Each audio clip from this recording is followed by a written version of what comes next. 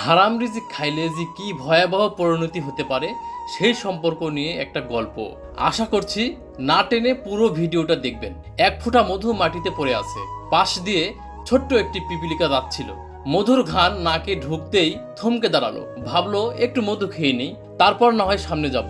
এক চুমুক খেলো, বাহ কি মজা তো, আরো একটু খেয়ে নেই, আরেক চুমুক খেলো, তারপর সামনে চলতে লাগলো।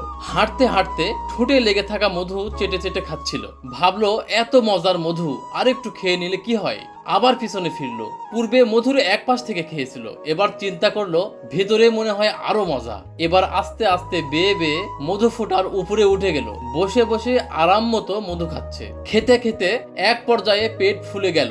ওইদিকে আস্তে আস্তে পা দুটো মধুর ভিতরে ঢুকে যাচ্ছে। তখনই হঠাৎ টনক নড়ল তার, কিন্তু ততক্ষণে অনেক দেরি হয়ে গেছে। মধু থেকে নিজেকে ছাড়িয়ে নেওয়ার জন্য আপ্রাণ চেষ্টা চলছে, কিন্তু না, মধুতে তার সমস্ত শরীর মাখামাখি অবস্থা। অনেক চেষ্টা করেও নিজেকে আর উদ্ধার করতে সক্ষম হলো না। নাকে মুখে মধু ঢুকে দম বন্ধ হয়ে যেতে লাগলো। অবশেষে পিপিলিকাটি মধুর ভিতরে আটকে পড়েই মৃত্যুবরণ করলো। এই বিশাল বড় দুনিয়াটাও এক ফোঁটা মধুর মতোই। যে এই মধুর পাশে বসে হালাল ও অল্পতে সন্তুষ্ট থাকবে সেই বেঁচে গেল, আর যে এই স্বাদের মধ্যে ডুব দিতে গিয়ে হালাল হারাম বাস বিচার না করে শুধু খেয়েই গেল, আরেকটু করতে করতে একদিন সে এর মায়াজালে আটকে পড়েই মারা যাবে। তখন কিন্তু কেউই উদ্ধার করতে পারবে না, ধ্বংস অনিবার্য। তার দুনিয়া ও আখেরাত দুটোই শেষ। আমাদের ব্যক্তি জীবন থেকে হালাল রিজিকটা উঠে যাচ্ছে।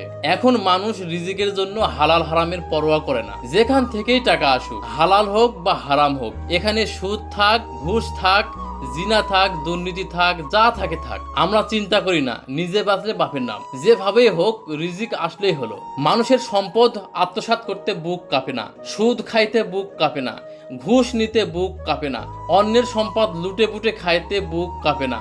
এক কথায় আমরা হালাল হারামের কোনো মূল নীতি মেনে চলি না। হারাম রিজিক যদি আপনার আমার আমলনামায় থাকে, হারাম রিজিক যদি আমার আপনার পেটে যায়, সেই রিজিক দিয়ে ইবাদত কবুল হবে না। আমরা যত যাই বলি না কেন, রিজিক যদি হারাম হয়, শুধু নামাজ নয়, কোনো কিছুই আল্লাহর কাছে কবুল হবে না। হে আল্লাহ, তুমি আমাদেরকে এই দুনিয়ার ভালোবাসায় অন্ধ করে দিও না। আমাদেরকে হালাল হারাম বেঁচে চলার তৌফিক দান করুন, আমিন।